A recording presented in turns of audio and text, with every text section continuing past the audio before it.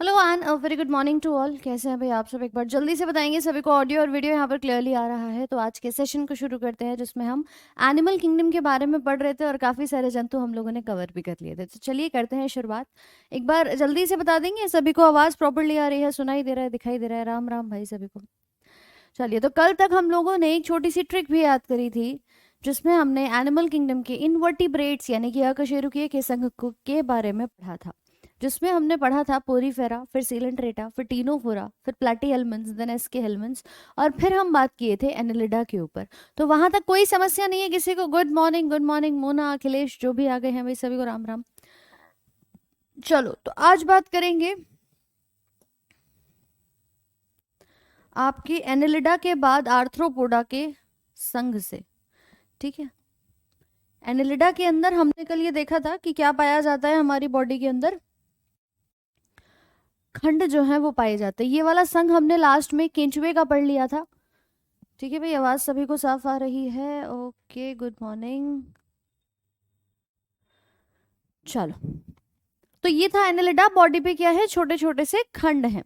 अब बात आती है कि मैम खंड तो हो गए, ठीक है, लेकिन अब एक बात बताओ, इसके बाद जो आता है उसको हम क्या नाम देते हैं? उसको कहते हैं आर्थ्रोपोडा। मैं जिस ट्रिक की आप लोगों से बात कर रही हूँ वो एक ट्रिक आप लोगों को जो बताई गई थी,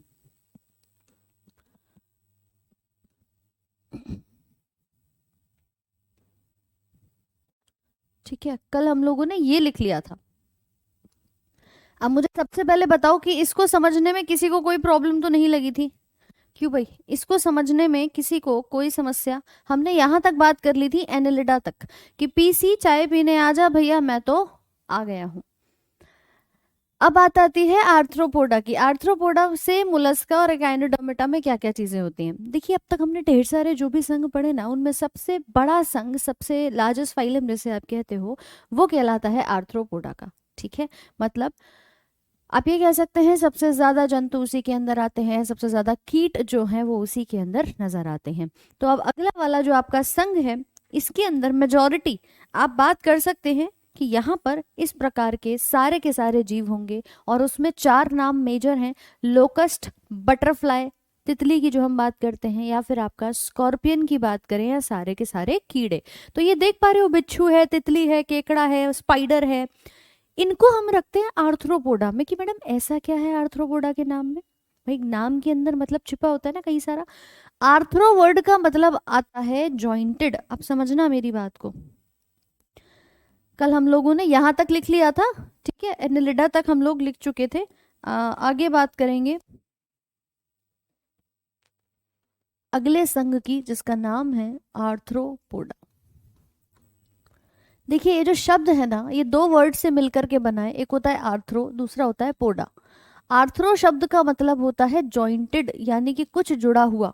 याद करो, जब मैंने तुम्हें जोड़ पढ़ाए थे, जब मैंने कहा था कि हाथों में, पैरों में, शरीर में जितनी भी हड्डियां हैं सब जुड़ी हुई हैं, और सब किससे जुड़ी हैं मैम? को जोड़ों से जुड़ी हुई हैं। तो आर्थ्रो वर्ड जो होता है वो हमारे किसके लिए आता है?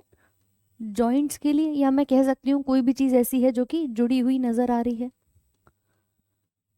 ना, इसको जॉइंटेड वर्ड से भी जाना जाता है। और पोडा मतलब होता है आपके हाथ या पाँव, जो आपके अपेंडेजेस निकले होते हैं, और इसी के अंदर आते हैं जो भी आपके हाथ हों, पाँव हों, या आपके, जैसे हम मकड़ी की बात करें, बिच्छू की बात करें, तो उसके सराउंडिंग में जो भी हाथ पाँव के टाइप से निकले हुए हैं, उन सभी को हम कहेंगे पोडा में अपेंडेजेस के नाम से। तो इसका वर्ड का मतलब क्या निकल रहा है? कि जिसके हाथ पाँव क्या हो भैया? जुड़े हुए हों, विच हैव जॉइंटेड अपेंडेजेस। तो कई बार एग्जाम में ये भी क्वेश्चन आया है, ठीक है, कि सौरभ पीडीएफ अपलोड नहीं हुआ है। अच्छा, चलो मैं अभी चेक करवाती हूँ और क्लास के तुरंत बाद आपकी पीडीएफ जो है वो दोबारा से अपलोड करवाती हूँ। होनी तो चाहिए थी भाई। चलो खैर, अभी इसके बाद कर लेना आराम से, ठीक है, और तुरंत इसके बाद आपकी अपलोड हो जाएगी। आर्थ्रोपोडा को कहा जाता है जॉइंटेड अपेंडेजेस। क्या ये बात सभी को क्लियर हो रही है कि नहीं? जल्दी से बताओ कि भाई आर्थ्रोपोडा वर्ड का मतलब क्या है? जो जुड़ा हुआ नजर आता है। अब मैडम ये वाला जो संघ है ना, ये पूरे जंतु जगत में सबसे बड़ा संघ है। बड़ा मतलब इसी के अंदर लगभग 70% तक इंसेक्ट आते हैं, यानी कि कीड़े आते हैं जिन्हें आप कीट कहते हो। इंसेक्ट इसी का एक छोटा सा डिवीजन दिखाई दे रहा है कि मतलब अगर मैं आर्थ्रोपोडा के अंदर देखूंगी तो कौन आता है, वहां आते हैं कीट। तो आप लिख सकते हैं यहाँ पर कीट is the largest phylum of animal kingdom. लिख लो, ठीक है, कोई समस्या नहीं है, आराम से साथ साथ में लिख लो। Largest phylum of animal kingdom, आप लिख सकते हैं यह सबसे बड़ा संघ जंतु जगत का। इसका उदाहरण जो आता है लोकस्ट है, बटरफ्लाई है, उड़ने वाले भी कुछ कीड़े होंगे, ठीक है, स्कॉर्पियन की बात कर दें तो ये सब आते हैं हमारे किसके अंदर, ठीक है भाई, तितली, बिच्छू, लोकस्ट आदि। लिख लेना यहाँ पर 70% तक इंसेक्ट यानी कि कीट उपस्थित होते हैं। नोट करिए। इंद्रेश प्रैक्टिस शीट तो अपलोड हो गई है भाई, प्रैक्टिस शीट तो पहुंच चुकी है भाई, मुझे तो शो हो रही है यहाँ पे।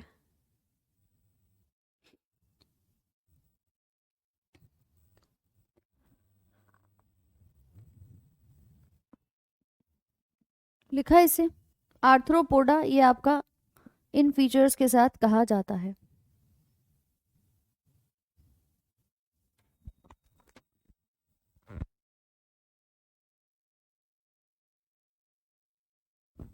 चलो अब आगे बात करते हैं। एक होता है लोकस्ट जिसमें हमने कीट देखे, अगला आता है जिसे कहते हैं मुलस्का। मुलस्का के अंदर हमें सारे के सारे क्या दिखाई देंगे, हाँ ma'am all insects are consider, बिल्कुल लगभग 70% तक इसमें इंसेक्ट्स आते हैं। मतलब मैं ये कह सकती हूँ आर्थ्रोपोडा में कुछ और भी अन्य जीव होंगे लेकिन उसके अलावा 70% इसके अंदर इंसेक्ट है। तो लगभग सारे इंसेक्ट आपके कहाँ आते हैं, आर्थ्रोपोडा के अंदर आते हैं।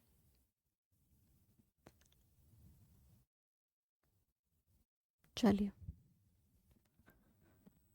मैं लिख लो इसको।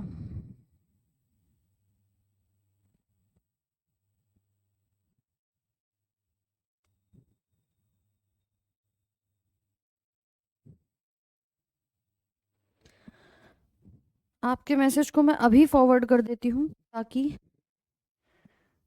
ये जो समस्या है ये आपका हट जाए।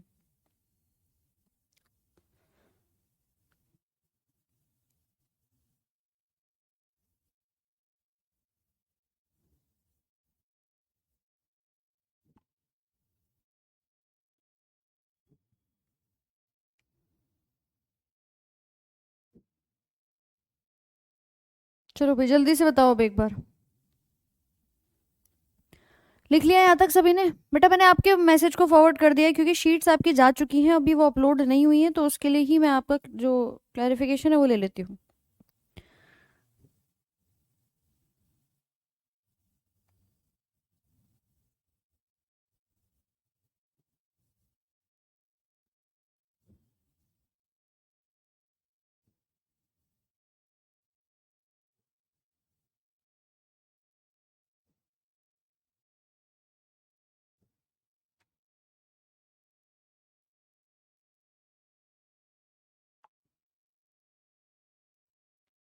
चलो भाई,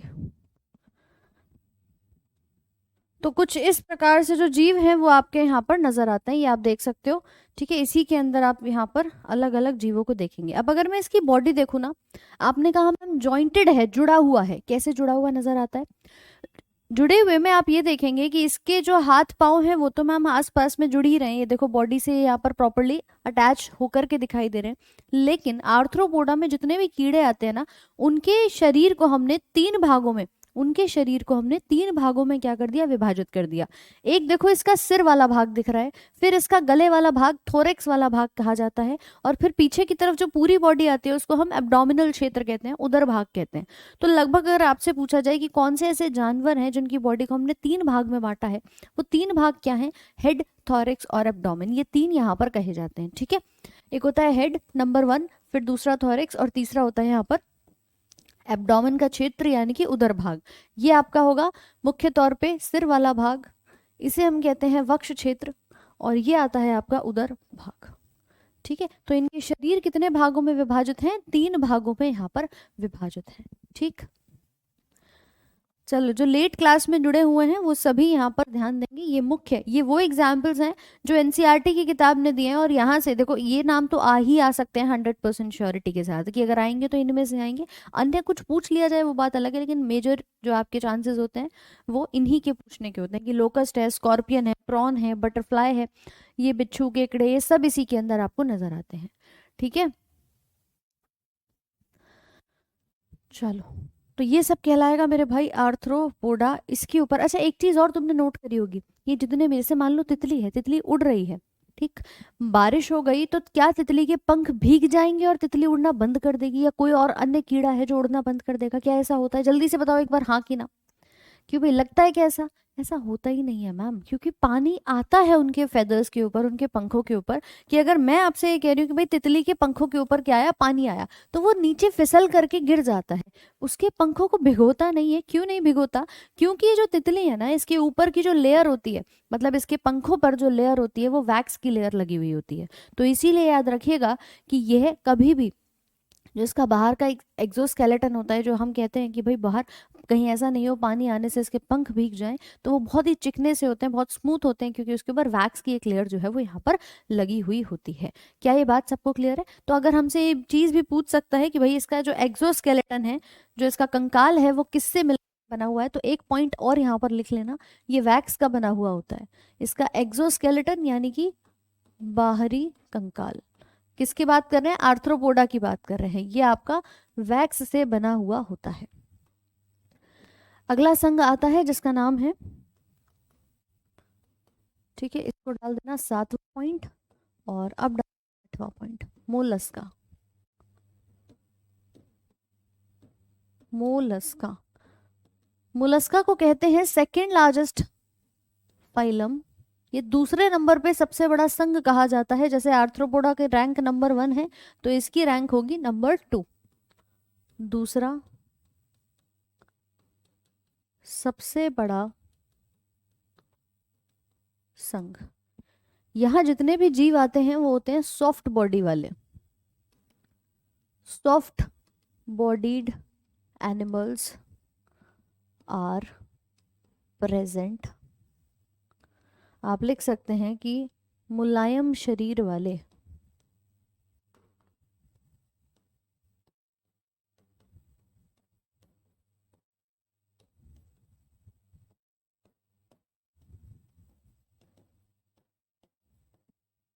इसके उदाहरण में आता है ऑक्टोपस, स्नेल, सीप का मोती जिसे आप कहते हो पर्ल ओइस्टर,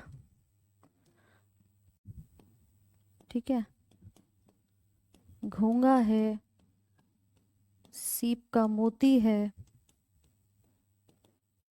आदि। तो मुख्य तौर पे जब हम मोलस्का की बात करते हैं, कुछ एक्सेप्शन होते हैं सीमांचल, ठीक है भाई, मैंने तुम्हारी बात आगे पहुंचा दी है राखी। प्रैक्टिस शीट जो है वो आज कुछ भी टेक इशू की वजह से अगर नहीं हो पा रही है तो वो आज आपको मिल जाएंगी, आज पॉजिटिवली मिल जाएंगी, कल तुम्हें बोलने की जरूरत नहीं पड़ेगी। ऑल राइट, हाँ वाटर प्रूफ होते हैं, बिल्कुल सही। चलो, तो मोलस्का की अगर बात करें, मोलस्का सेकेंड लार्जेस्ट फाइलम है, यानी कि दूसरे नंबर पे सबसे बड़ा संघ है। कि सबसे ज्यादा जीव किस में आ रहे थे? आर्थ्रोपोडा में। तो उसके बाद सबसे ज्यादा जीव होने के अगला सेकेंड नंबर पे कौन आएगा? वो होता है हमारा मोलस्का। ठीक है, मोलस्का के बाद आते हैं कि ये सॉफ्ट बॉडी वाले होते हैं, इनकी शरीर ना बहुत मुलायम सा शरीर होता है, मतलब इनकी ऊपर की तरफ त्वचा जो आप देखोगे वो बड़ी सॉफ्ट सी नजर आती है। जरा यहाँ पर देखो, ये दिख रहा है, पानी में रहते हैं, मोस्टली मैराइन एनिमल्स है, यानी कि समुद्र के अंदर नजर आते हैं।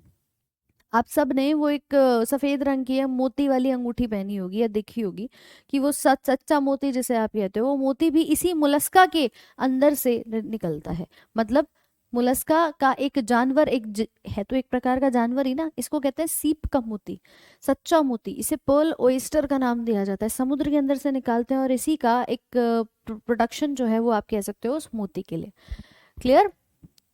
तो याद रखिएगा इस प्रकार से हमने स्नेल देखा है जिसकी ऊपर की बॉडी पे बस एक ये छोटा सा शेल पाया जाएगा। ये शेल हार्ड सा होता है जो कैल्शियम कार्बोनेट का होता है, लेकिन अंदर की तरफ ना इनकी पूरी बॉडी बहुत मुलायम होती है। पाइला है, एप्पल स्नेल है, ये आप देख पा रहे हो, ऑक्टोपस है, ये सारे जीव ये देखेंगे सब इसी में आते हैं। ऐसे ही अगर हम इस ऑक्टोपस की बात करें, ये देख रहे हैं इसकी बॉडी के ऊपर क्या है। ऊपर से तो मैडम पूरी बॉडी मुलायम है इसकी, लेकिन यहाँ पर ये हिस्सा कहलाता है इसके ट्यूब फीट का। ये इसके पैर हैं जो कि किसी भी जगह पर अगर ये मूव कर रहे हैं ना तो वहाँ चिपकने का काम करते हैं। इनको ट्यूब फीट कहा जाता है और मुख्य तौर पे ये आपके उपस्थित होते हैं, अलग अलग जानवरों में नजर आते हैं। मेनली ये हमें आगे अगले वाले संघ में ज्यादा दिखाई देंगे, यहाँ पर इतने ज्यादा उपस्थित नहीं होते हैं। ठीक है, कोई बात नहीं नीरज, आज आप लोगों को सब मिल जाएंगी। ठीक है, आज की बात और है।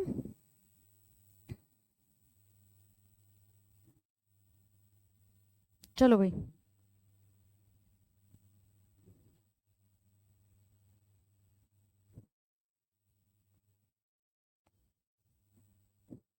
तो ये सब कहलाते हैं हमारे ऑक्टोपस के अंदर, और मुलस्का के अंदर ये सारे जीव जो हैं वो आपको नजर आएंगे। मतलब आप ये देख सकते हैं कि कौन कौन से हैं, जैसे हम माइटेलस की है, ऑक्टोपस की है, यूनियो, पाइला, अलग अलग ढेर सारे नाम जो हैं वो यहाँ पर दिखाई देते हैं। नहीं नहीं विशाल, मैं पूरी पीपीटी आपको अपलोड करवाऊंगी, जो भी मैं पढ़ा रही हूँ, जो डायग्राम्स हैं जो लिखवा रही हूँ, वो हर एक चीज़ तुम्हारी पीडीएफ में अपलोड हो जाएगी। कल वाली भी देखो मेरी तरफ से क्या होता है कि पहुंच जाती है, अभी कुछ ग्लिच की वजह से आपको दिख नहीं रही होगी या अपलोड प्रॉपरली नहीं हुई होगी, जो भी इशू आया है वो आज रिजॉल्व हो जाएगा। ठीक है, पूरी पीपीटी आप लोग को मिल जाएगी जिससे हम आप लोग को ये सारे डायग्राम्स के साथ पढ़ा रहे हैं। चलो भैया, तो ये कहलाता है हमारा क्या, इसे कहते हैं मोलस्का। बात क्लियर हो गई सबको? तो लिख लेंगे, मोलस्का आता है सेकंड लार्जेस्ट फाइलम और सॉफ्ट बॉडी वाले होते हैं। इनके शरीर पे ऊपर की तरफ एक शेल होता है और एक मेंटल जिसको हम कह सकते हैं वो यहाँ पर पाया जाता है। शेल ब्रैकेट में लिख लेना, मेंटल इज प्रेजेंट। ठीक है, एक शेल जो किससे आपका मेंटल के रूप में, उसको हम नाम देते हैं, उपस्थित होता है।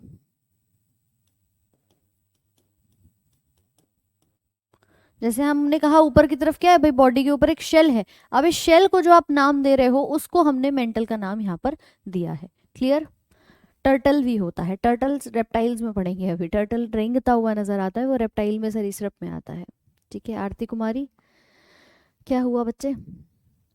चलिए नोट करिए इसको, मुलस्का को, और इसके बाद अगला और आखिरी संघ पढ़ेंगे जिसको कहा जाता है इकाइनोडर्मेटा। अगला और आखिरी लिख लिया है सभी ने? एक थम्स अप का साइन भेजो फटाफट से, नोट कर लियो। मैम अभी एक वीक ही हुआ है बैच लिए हुए, कैसे स्टार्टिंग से पढ़ूं? देखिए आपका बैकलॉग काफ़ी हो चुका है, अभी आप एक एक करके चैप्टर्स को डेली बेसिस पे करना शुरू करो। टाइम स्लॉट अपना एक फिक्स कर लो, और बाकी जो अभी लाइव क्लासेस आपकी चल रही हैं उन लाइव क्लासेस में आप लोग जुड़ सकते हैं। बाकी फिलहाल जितने भी चैप्टर्स आपके हो चुके हैं स्टार्टिंग फ्रॉम डे 1 सेल से शुरू करना, वहाँ से आप अपने बैकलॉग को डेली बेसिस पे 1 घंटा दीजिए और उस क्लास को कवर कर लीजिए। ठीक है, आ जाओ भैया।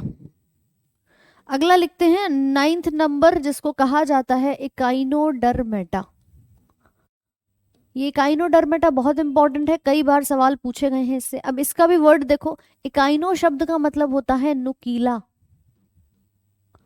और डर्मा मतलब होती है त्वचा, या मैं कहूँ नुकीली त्वचा। तो इसको हम ये कह सकते हैं कि ये स्पाइनी यानी कि नुकीली बॉडी वाले होते हैं, स्पाइनी बॉडीड। क्यों भाई, क्या कह सकते हैं इनको? स्पाइनी बॉडीड एनिमल्स कह सकते हैं कि नहीं कह सकते? तो भैया ये कहलाते हैं आपके जिनके शरीर पे नुक निकली हुई है। नुक कैसे निकली हुई है मैम? देखो ऐसे निकली हुई है। आप सबने तारा मछली देखी है, सुना है? स्टारफिश होती है, बचपन में खूब बनाई होगी। स्टारफिश है, मैं तुम्हें इसके कुछ और एग्जाम्पल्स यहाँ पर दिखा देती हूँ।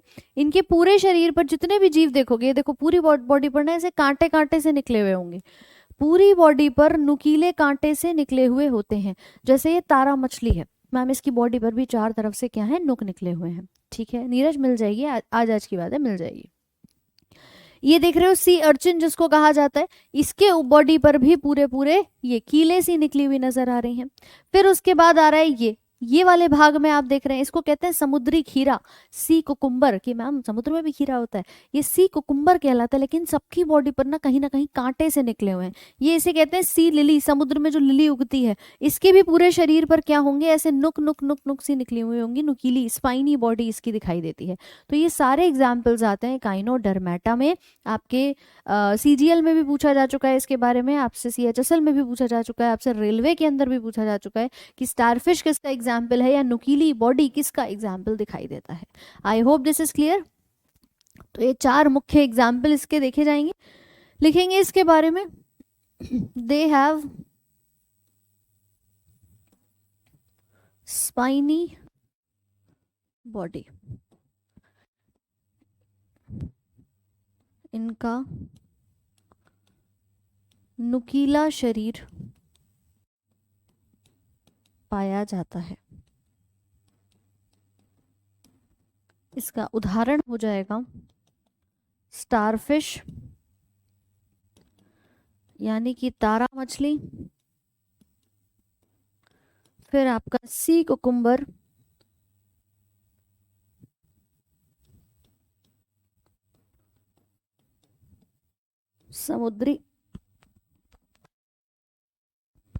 समुद्री खीरा है, सी लिली है। और ये भी याद रखना ये सब मैराइन एनिमल्स दिखाई देते हैं। ठीक है, मैराइन एनिमल्स यानी कि समुद्री जीव हैं जो कि जल में रह रहे हैं।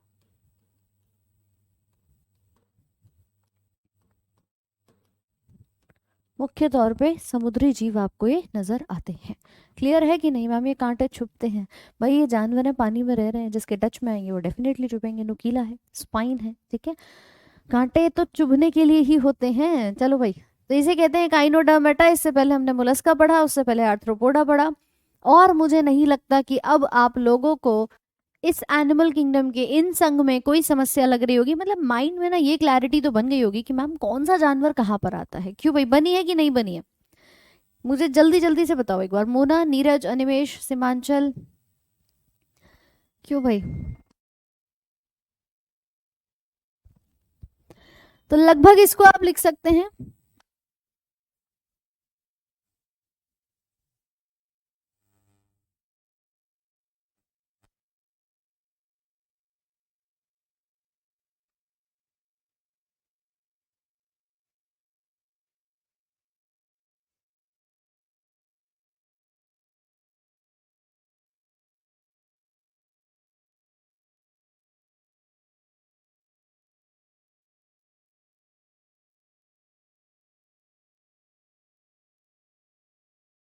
क्लियर है?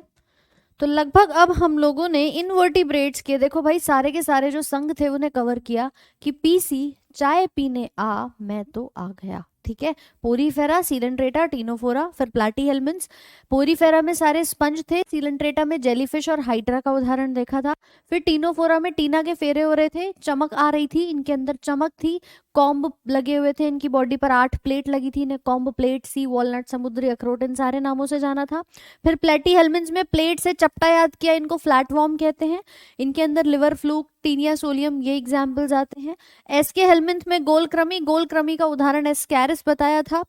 ये चपटे हैं तो ये गोल हैं। फिर एनिलिडा में कांटे आ गए, मतलब खंड आ गए शरीर के अंदर, बॉडी जो थी वो खंडित थी, केंचुआ इसका उदाहरण था। फिर इसके बाद आता है आर्थ्रोपोडा, जिसके अंदर हमने सारे कीड़े देखे, सबसे बड़ा संघ है। फिर मोलस्का आया जो कि दूसरे नंबर पे सबसे बड़ा संघ है और इसके अंदर सॉफ्ट बॉडी है। तो अगला इकाइनोडर्मेटा में नुकीला शरीर है। किसी को समस्या लग रही हो तो एक बार मुझे जल्दी से बताओ। ये सब अकशेरुकी हैं, इनके पास रीढ़ की हड्डी नहीं है। इनमें से किसी के पास भी देखोगे, ऑक्टोपस पे देख लो, केंचुए में देख लो, किसी कीड़े में देख लो, किसी चपटे क्रमी में देख लो, रीढ़ की हड्डी नहीं है मैडम। तो ये कहलाते हैं अकशेरुकी, और हमने लगभग 9 जो है वो यहाँ पर दिखाई। ठीक है, राम भरोस क्या हुआ भाई? सबके मैसेज दिख रहे हैं, परेशान मत हो। अब आते हैं इसके ऊपर। तो मैम अगला जो हमारा संघ है उसे कहेंगे कशेरुकीय। कशेरुकीय में हमें सिर्फ एग्जाम्पल्स पे गौर फरमाना है, बाकी मुख्य चीजें जो है वो हमें पता है, इसमें कोई डिटेलिंग नहीं ज्यादा करनी है, लेकिन हमें एग्जाम्पल्स जो है वो अच्छे से पढ़ने हैं। जैसे कि बात करें वर्टिब्रेट्स में, तो वर्टिब्रेट्स में सबसे पहले मैंने आपको बताया मछली, यहाँ पर जितनी भी फिशेज हैं वो आती हैं। कल तुमने डायग्राम बनाया होगा, ये वाला पूरा चार्ट बनाया होगा, जिसने नहीं बनाया था वो आज के पीडीएफ से लेकर के इसको जरूर से बना लेना। तो सबसे पहला जो आएगा उसमें मछली आती है। अब देखो मछली जो होती है ना वो एक प्रकार की नहीं होती, मछली कई सारे प्रकार की होती है, ठीक है। ये सब आते हैं हमारे फाइलम कॉर्डेटा के अंदर। अब तक जो हम देखते आ रहे थे इसका एक समरी भी आप यहाँ देख सकते हो। पोरीफेरा में स्पंज है, सीलेंट्रेटा में जेलीफिश है, फिर ये प्लेट वाला आएगा, फिर प्लेटीहेल्मिन्थ्स चपटे हो गए थे, फिर इसके बाद आएंगे यहाँ पर ये आपके गोल क्रमी एस्के हेल्मिन्थ में दिख रहे हैं, फिर ये एनिलिडा है, फिर आर्थ्रोपोडा में हेड थॉरेक्स एब्डोमेन में बॉडी को बांट दिया, फिर इसके बाद आपका ये घोंगा आ गया, और उसके बाद हमारा नुकीला शरीर वाली तारा मछली यहाँ पर आ गई। इसके बाद मैम जब हम कशेरुक स्तंभ की बात करते हैं ना, तो देखिए किसी भी बच्चे का जब विकास होता है, जब वो भ्रूण अवस्था में होता है, तो धीरे धीरे करके उसकी बॉडी क्या करती है, ग्रो करती है। मतलब बच्चा फर्टिलाइज होने के बाद, निषेचन होने के बाद एक शुक्राणु और एक डिंब का धीरे धीरे करके पूरे 9 महीने लगाता है और उसकी ग्रोथ होती है। लेकिन इन 9 महीनों के अंदर 5वें हफ्ते के बाद उसकी रीढ़ की हड्डी जो है वो बननी शुरू हो जाती है। तो एक विशेषता है जो कि हमारे मछली में भी नजर आएगी, जो कि हम किसी मानव में भी देखते हैं, जो किसी सरीसृप में भी देखते हैं। लगभग इनका जो भ्रूण अवस्था होती है ना वो हमारी समान सी नजर आती है, ठीक है। तो आप ये कह सकते हो कि देखो ये एक मछली का एम्ब्रियो है, एक मछली का भ्रूण है। तुम देख रहे हो इसकी समानता कितनी ज्यादा नजर आ रही है, किससे, एक मानव से। हमें ये भी ऐसा ही नजर आ रहा है, इसकी भी रीढ़ की हड्डी एक दिख रही है। अब रीढ़ की हड्डी तो होती है मैम, हमने जब ब्रेन का चैप्टर पढ़ा था तो उस रीढ़ की हड्डी में एक पतली सी नस जा रही थी जिसको स्पाइनल कॉर्ड कहा था। जल्दी बताओ एक बार, याद आ रहा है कि नहीं? ब्रेन पढ़ा, ब्रेन में मेड्यूला का भाग था, उसमें से एक पतली सी नर्व निकल रही थी जिसको हमने स्पाइनल कॉर्ड कहा था। तो जितने भी कशेरुकीय होते हैं ना उनके पास 3 मुख्य चीजें होती हैं जो कि अकशेरुकीय से अलग होती हैं। क्या क्या होती हैं? पहला ये रीढ़ की हड्डी, दूसरा वो स्पाइनल कॉर्ड, तीसरा जो हम बात करते हैं वो होती है एक पूंछ वाली। मतलब एक पूंछ जो होती है वो इनके अंदर नहीं थी, जो हमने अब तक पढ़े हैं उनके अंदर किसी में पूंछ नहीं थी। मछली में पूंछ आ जाएगी, सरीसृप में पूंछ आ जाएगी, तुम देखते हो ना छिपकली में, गिलहरी में, इन सब में पूंछ आती है। तो ये सभी एक पोस्ट एनल टेल को भी लेकर बैठते हैं, और साथ में इनके पास लंग्स यानी कि सांस लेने के लिए फेफड़े जिन्हें आप कहोगे, या गिल स्लिट्स जिन्हें आप कहोगे, गलफड़े जिन्हें कहोगे, वो चीजें आनी शुरू हो जाती हैं। तो इस प्रकार से ये आप देख सकते हो मुख्य 3 फीचर होंगे जो हमें इन सभी के अंदर नजर आएंगे, जितने भी हमारे पास क्या है, कशेरुकीय दिखाई देते हैं। कहाँ गए भी कशेरुकीय? देखो कौन कौन से 3 फीचर्स हैं वो कहलाता है। एक तो हमारी ये रीढ़ की हड्डी जा रही है, इसके अंदर से ये आपकी पतली सी एक स्पाइनल कॉर्ड निकल रही है, यहाँ पर ये आपके गलफड़े उपस्थित दिख रहे हैं हमें, और ये पीछे की तरफ जो पूंछ निकलती हुई नजर आ रही है। तो ये 4 नाम अगर दिख जाएं तो ये किसकी विशेषता बताते हैं? कशेरुकीय की विशेषता बताते हैं, कॉर्डेट्स की विशेषताएं यहाँ पर बताते हैं, ठीक है। ये चारों नाम अच्छे से याद रखना। एक नोटोकॉर्ड का, ये नोटोकॉर्ड ही आगे जा करके आपकी वो बन जाती है जिसको हम नाम देते हैं रीढ़ की हड्डी। फिर आपकी ये दूसरा नाम डॉर्सल हॉलो नर्व कॉर्ड, तीसरा गिल स्लिट्स, चौथा पोस्ट एनल टेल। क्या ये पॉइंट क्लियर हो रहा है कि नहीं? अब इसको नोट कर सकते हैं कि मैम जब हम बात करेंगे अगले संघ के बारे में, वर्टिब्रेट्स के बारे में, तो वहां पर ठीक है ये 4 चीजें आपको नजर आती हैं। सबसे पहला क्या है? Presence of a solid supporting body on dorsal side of the body, जिसको हम नोटोकॉर्ड कहते हैं, कि शरीर के पृष्ठ भाग पर एक ठोस सहायक संरचना की उपस्थिति, जिसको नोटोकॉर्ड कहा जाता है। आगे जाकर के क्या बन जाएगी? ये रीढ़ की हड्डी बन जाएगी। फिर कह रहा है dorsal hollow tubular nerve cord spinal cord में बदलती है। Presence of pharyngeal gill slits at least in the embryonic stage, की कुछ नहीं है तो जब वो भ्रूण अवस्था में है तब तो उसके पास वो गलफड़े जरूर दिखाई देंगे। भ्रूण अवस्था में ग्रसनी गिल स्लिट्स की उपस्थिति। फिर आप इन तीनों को मिला करके यहाँ कह सकते हो कि भैया ये हमारे मुख्य गुण हैं जो कि नजर आते हैं, और फिर हम इसका डिविजन जो है वो यहाँ पर शुरू कर सकते हैं, ठीक है। तो अब यहाँ पर इसको एक बार लिख लो जल्दी जल्दी से, स्केच ड्रॉ करें, नहीं पीडीएफ मिल जाएगी वहां से, एक बार चाहो तो बना लेना, ठीक है, ताकि क्लैरिटी के साथ आप बना पाओ।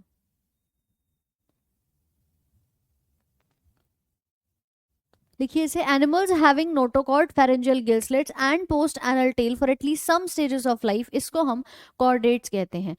इन्हीं को कॉर्डेट्स कहा जाता है। जो इंपॉर्टेंट चीजें हैं वो मैं आपको क्लास में ही लिखवा रही हूँ।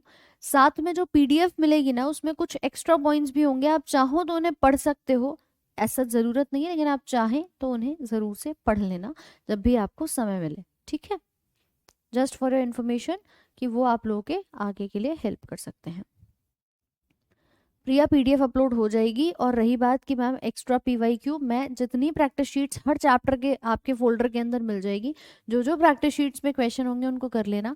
उसके अलावा जो भी एक्स्ट्रा आप लोग के लिए अगर कुछ कराना होगा तो मैं आपको इसी आरजे विक्रमजीत ऐप पर ही करवाऊंगी, परेशान मत होना, ठीक है। प्रैक्टिस तो देखो जहां मर्जी वहां से कर सकते हो, लेकिन अभी फिलहाल के लिए वो प्रैक्टिस शीट्स जो मिल रही हैं उन्हें आप अच्छे से कवर करिए। बाकी जहां मर्जी आप जैसे, अगर आपको लगता है कुछ एक्स्ट्रा क्वेश्चंस करने चाहिए तो बिल्कुल आप करेंगे। ओके, चलो लिख लिया इसको। नोटोकॉर्ड है, फेरेंजियल गिल्सलेट्स हैं, और पोस्ट एनल टेल जो है वो यहाँ पर पाई जाती है। बाकी ये सब कुछ तुम्हें मिल जाएगा आपकी पीडीएफ के अंदर। चलो ठीक, प्रैक्टिस शीट हर चैप्टर के फोल्डर के अंदर तुम्हें मिलेगी। तुम खोलोगे, चैप्टर है सेल का, तो सेल के अंदर उसकी पीडीएफ भी है, उसकी प्रैक्टिस शीट भी है, वहीं पर आपको मिल जाएगी, ठीक है। आज सारी की सारी जो तुम कह रहे हो अपलोड नहीं हुई है, मैं आज सारी एक बार दोबारा खुद से चेक करवाऊंगी कि भाई हुई है या नहीं हुई है, और उसके बाद कल तुम्हें खुद ही शो कर दूंगी कि कहाँ तुम्हें मिलेंगी। ऑल राइट, चलिए अब इसका डिवीजन जैसे हमने अभी बात करी कि सबसे पहला भाग इसके अंदर क्या आता है, कॉर्डेट्स कह लो, वर्टिब्रेट्स कह लो, वो आता है मछलियों का। मछलियों में लगभग हम देख लेते हैं कि इनके बॉडी में देखो हाथ पांव तो नहीं होते, लेकिन इनकी बॉडी के ऊपर क्या पाए जाते हैं, कुछ स्केल पाए जाते हैं। कितनी भी मछली तुम देखो, इनकी बॉडी के ऊपर कुछ स्केली पिगमेंटेशन सा नजर आता है, और इनके पास पंख होते हैं। पंख भी कैसे होते हैं, जो इनको आगे तैरने में मदद कर रहे होते हैं। तो इस प्रकार से आप लोगों को ये यहाँ पर मछलियां जो हैं वो देखने को मिल जाती हैं। आप देखेंगे कुछ मछलियां ऐसी होती हैं जिनका मुंह मुंह जो होता है वो गोल होता है, कुछ का मुंह चपटा भी नजर आता है। तो अलग अलग प्रकार की मछलियां आती है। जहां मछली का नाम आता है वहां नाम किसका लिखेंगे, पाइसेस के बारे में नाम लिखेंगे, ठीक है। अगली बात आती है जिसमें हम टेट्रापोडा को देखते हैं, ठीक है। ये आप यहाँ पर लिख लेना मछलियों के बारे में। They are commonly known as fishes. इनकी बॉडी स्ट्रीमलाइन होती है, मतलब यूजुअली हम ये देखते हैं ना पानी में तैरने के लिए, भाई इनकी बॉडी जो होती है वो कुछ इस प्रकार से नजर आती है आपको, ये। तो इनकी बॉडी क्या है, एक फ्लो प्रॉपर इनकी बॉडी पर होता है कि आसानी से तैर पाए, तो स्ट्रीमलाइन बॉडी इनकी कही जाती है। Muscular tail is present which assist in locomotion, यानी कि एक पूंछ होती है जिससे आसानी से गतिशीलता कर पाते हैं। और बॉडी के ऊपर क्या पाए जाते हैं, स्केल्स पाए जाते हैं, कुछ छोटे छोटे से स्केल्स आप ये देख सकते हो। कुछ इस प्रकार से पूरी बॉडी पर क्या है, ये स्केल इसके उपस्थित है। तो इस प्रकार से आपकी ये जो मछली है ये नजर आ रही है। मॉक टेस्ट नहीं दिया, अरे रुक जाओ थोड़ा, है ना, पहले पढ़ लो फिर सब चीजें हो जाएंगी। चलो तुम्हारे सिलेबस को मैं ऐसे ही खत्म नहीं करूंगी कि कह दिया भैया खत्म हो गया। चीजें आराम से, एक एक चीज आराम से थम के कराई जाएगी, फिर जाकर के सिलेबस होगा, ऐसे नहीं है। नोट करो इसे मछलियों के बारे में।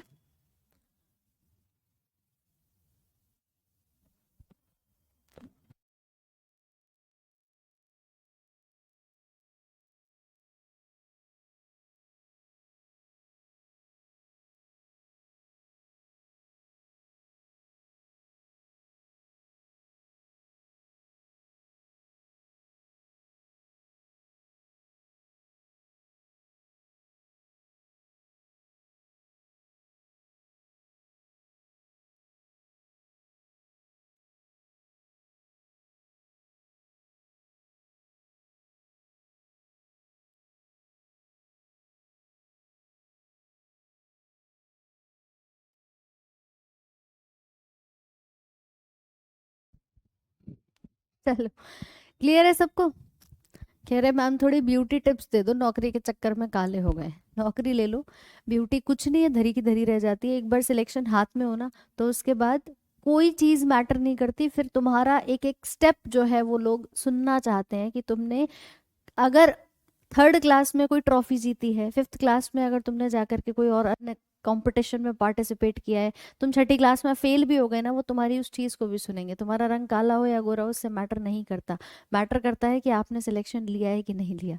तो सिर्फ और सिर्फ फिलहाल इस पे ध्यान दो कि मेहनत करके एक बार चमक जाऊं, फिर तो चेहरे पे निखार हो या आपके जीवन में निखार हो वो आसानी से आ जाएगा। अभी अगर तुम इसके चक्कर में लगे रहे तो भैया समस्या बढ़ जाएगी, समय उतना नहीं दे पाओगे, ठीक है। तो याद रखिएगा, कुछ इस प्रकार से चीजें हमें करनी है कि फिलहाल का टारगेट केवल एग्जाम है, एग्जाम निकालना है। दुनिया तो बाकी चमक ही जाएगी, काले और गोरे से फर्क नहीं पड़ता। ठीक है, चलिए भैया आगे बढ़ते हैं। और खैर वैसे तुमने पूछा है तो तुम लगा सकते हो, चाहो ना तो राइस वाटर का इस्तेमाल करना। चावल के जो पेस्ट होता है, चावल को पीस करके उसका पेस्ट, उसके पानी को लगाइएगा, वो ज़्यादा हेल्प करता है कच्चे दूध के साथ। ठीक है, आ जाओ अगले सवाल पे। तो अगला जो है आप लोगों का, मछलियों की कुछ खास विशेषताएं और रहती हैं, जैसे इनके पास गलफड़े होते हैं जिन्हें हम कहते हैं गिल्स पाए जाते हैं। ठीक है, पेयर्ड गिल्स इनके पास होते हैं जो कि ऑक्सीजन को, बेसिकली जो पानी में घुली हुई ऑक्सीजन होती है उसको लेने में मदद करते हैं, ताकि मछलियां भी आसानी से अपने ऑक्सीजन को ले पाएं। इनकी भी एक डिमांड होती है, पानी के अंदर भी एक बायोलॉजिकली ऑक्सीजन की डिमांड होती है, तो वो हमारी नजर आती है। तो इनके पास क्या है, युग्मित गलफड़े मौजूद होते हैं। फिर ये जितनी भी मछलियां होती है ना, ये सब आती हैं कोल्ड ब्लडेड। अब कोल्ड ब्लडेड का मतलब ये नहीं आप कह सकते कि इनका खून ठंडा होता है, ये तापमान का परिवर्तन सहन नहीं कर पाती। ठीक है, तो भैया ये आपका कहा जाता है। इसके हृदय में क्या है, सिर्फ दो चैम्बर है, याद करो बताया था, एक एट्रियम और दूसरा वेंट्रिकल पाया जाता है। तो इसके हृदय में दो चैम्बर होते हैं। ये अंडे देते हैं, ये बच्चे को जन्म नहीं देते। मछलियां हमेशा अंडे देते हुए नजर आती हैं। और ये मछली बोनी भी हो सकती है और कार्टिलेजिनस भी हो सकती है, यानी कि दो प्रकार की मछली होती हैं। आप सबने अगर किसी ने देखा हो, ध्यान दिया हो कि एक रोहू और कटला ऐसे नाम आते हैं। ठीक है, वेल, शार्क, अलग अलग नाम देखे जाते हैं। तो कुछ मछलियां, उनके अंदर हड्डी का स्ट्रक्चर ज्यादा देखने को मिलता है, और कुछ के अंदर उपास्थि होती है जिसे हम कार्टिलेज कहते हैं। तो ये भी मछलियों की एक विशेषता है। आप में से कई साउथ इंडियन जो है वो खाते भी हैं कि ये रोहू है, ये कटला है, इनको खाया जाता है, इनका सेवन किया जाता है। ठीक है, चलो, तो भैया ये कहलाती है आपकी मुख्य तौर पे मछलियों की खास विशेषता। इसके अलावा जो आती है ये तुम्हारी ब्लू व्हेल, शार्क, पानी में रहने वाली सबसे बड़ी मछली, ये भी अलग अलग से नजर आएंगी। मछलियों में काफी सारी विशेषताएं ऐसी, जब हम डिवीजन करते हैं, ये कुछ बोनी और कार्टिलेजिनस फिशेज हैं। इन सारी मछलियों में जैसे हम देखते हैं, इनके अंदर उपास्थि का शरीर होता है, और ये हड्डी वाली मछलियां हैं जिनके अंदर बोनी फिशेज हम यहाँ पर देखेंगे। तो हमने दो डिफरेंस यहाँ पर भी बना दिए, एक बोनी फिश और एक कार्टिलेजिनस फिश। ठीक है, अभी इसके जो फीचर्स हैं इनको आप यहाँ पर नोट कर लेंगे कि इनके अंदर क्या क्या चीजें पाई जाती हैं। बता देना, ये नाम पूछा जाता है, रोहू और कटला ये आती है बोनी फिशेस के अंदर, और शार्क जो है हमारी, ये आती है कार्टिलेजिनस मछली का उदाहरण। ओपन सिस्टम पाया जाता है, क्लोज होता है। ठीक है, दो चैम्बर का होता है इनके अंदर, लेकिन दोनों चैम्बर जो होंगे वो क्लोज्ड होंगे। ओपन वाले में तो चैम्बर थे ही नहीं।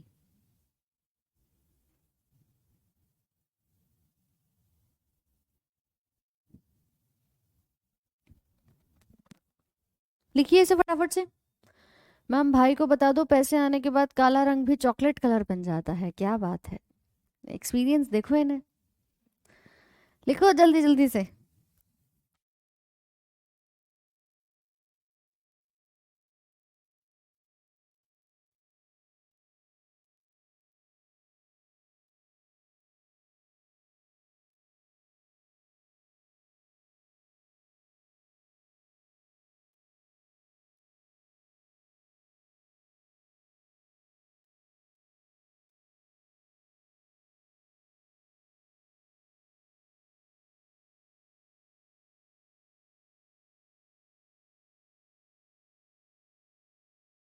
आप मछली खाते हैं? नहीं भैया, मैं शुद्ध शाकाहारी। ठीक है, मैं अंडे, मछली कुछ भी नहीं खाती हूँ। आगे बढ़े, तो ये हमारी मछलियां हो गई, और मछलियों से आगे निकल के आते हैं तो मैडम आते हैं हमारे कुछ ऐसे जीव जिनको हमने नाम दिया था टेट्रापोडा का। आशा करूंगी सभी ने लिख लिया होगा। अब इनको देखो, टेट्रापोडा मतलब जो मैंने दूसरा डिवीजन बनाया था, वो दूसरा डिवीजन बड़ा कमाल का था। मतलब मैम ये ना, ये लिखा टेट्रापोडा। एक तो मछली हम समझ ही गए क्या क्या फीचर्स हैं। टेट्रापोडा जैसे मैंने बताया था, चार हाथ पांव होंगे। अब चार हाथ पांव कैसे होंगे टेट्रा में, ये देखो मैम, दो हाथ दो पांव नजर आ रहे हैं। तो जो भी इस प्रकार के जीव दिखते हैं उन सभी को हम किस में रखते हैं, टेट्रापोडा में रखते हैं। ठीक है, कॉर्डेटा जो एक प्रकार का संघ है आपका, कि एक नॉन कॉर्डेट्स और एक कॉर्डेट्स, एक इनवर्टिब्रेट्स और वर्टिब्रेट्स, तो हम वर्टिब्रेट को ही कॉर्डेट्स के अंदर देखते हैं। ठीक है, कॉर्डेटा बड़ा फाइलम है, उसके अंदर ही हमने इनवर्टिब्रेट्स को यानी कि कशेरुकिया को देखा है। चलो भैया, तो ये कहलाते हैं टेट्रापोडा, जिनके पास दो हाथ दो पाँव नजर आते हैं, और इन सभी के अंदर हम इन अलग अलग जीवों को पढ़ेंगे, मछलियां, बर्ड्स, रेप्टाइल्स, एम्फीबियंस और मैमल्स। इनमें से ये बचे हुए जो 4 है ना, ये आते हैं आपके टेट्रापोडा के अंदर। अब देखो सबसे पहले जब हम बात करते हैं टेट्रापोडा में, तो आता है मेंढक। मेंढक कहाँ आता है? एम्फीबियन में आता है। एम्फीबियन मतलब जो 2 जगह अपना जीवन यापन कर सकते हैं, पानी में भी रह सकते हैं और धरती पे भी रह सकते हैं। उसके अंदर कुछ और नया नहीं आता मैम। ये जितने भी मेंढक के प्रकार हैं, पहला जो संघ हम पढ़ रहे हैं ना इसमें एम्फीबियन का, उसमें सारे के सारे क्या आते हैं? मेंढक आते हैं। मेंढक फ्रॉग की बात करूं, टेडपोल की बात करूं, बुल फ्रॉग की बात करूं, मतलब जितने भी आपको मेंढक की प्रजाति दिखाई देंगी वो सब इसके अंदर नजर आती हैं। इनके पास जब ये पानी में रहते हैं ना, इधर ध्यान दो, जब ये पानी में रहते हैं तो इनकी त्वचा काम करती है श्वसन अंग का। भाई कोई मेंढक पानी के अंदर है तो उसकी त्वचा जो है ना वो काम करेगी, उसके अंदर ऑक्सीजन और कार्बन डाइऑक्साइड का एक्सचेंज होगा। लेकिन जैसे ही धरती पे मेंढक आ जाते हैं तब इनके अंदर जो फेफड़े पाए जाते हैं वो काम करना शुरू कर देते हैं श्वसन अंग का।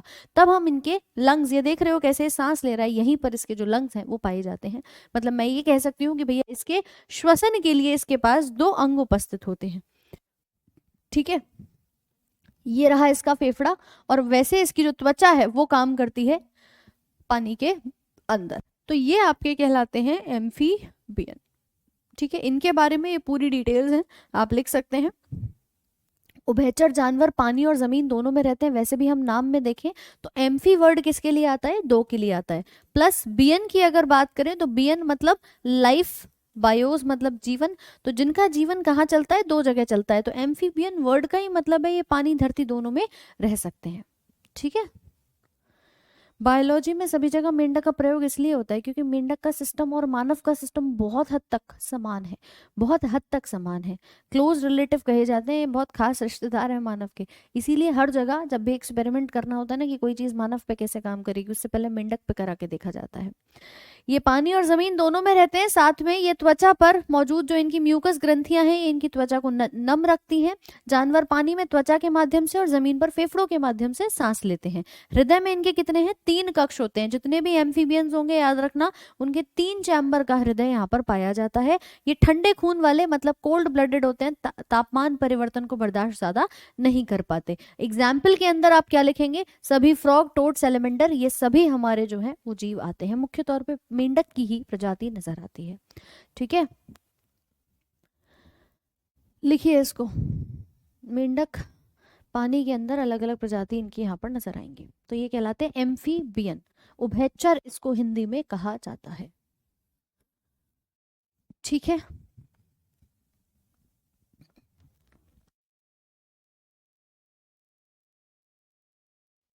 ये पहला है टेट्रापोडा के अंदर। एक हमने मछली देखा, फिर आया आपका एम्फीबियन। एम्फीबियन मतलब उभयचर। उभयचर के बाद जो आता है उसको कहा जाता है रेप्टाइल। पहले समझ लो फिर आराम से इसको लिख लेना। ठीक है, एक बार इसको समझ लीजिए। अब आते हैं इसके बाद रेप्टाइल। ये जो दिख रहे हैं ना, जो रेंगते हुए नजर आते हैं कि मैम इसके भी 2 हाथ 2 पाँव हैं, ये योगा कर रहा है। भाई तुम तो करते नहीं हो, हैं तुम तो स्वस्थ रहते नहीं हो, चाहते नहीं हो कि मैम योगा वोगा कर ले, ये देखो कितने अच्छे से कर रहा है। ये मुख्य तौर पे सरीसृप के अंदर आते हैं, जितने भी रेंगने वाले जीव होंगे। अब रेंग कौन रहा है?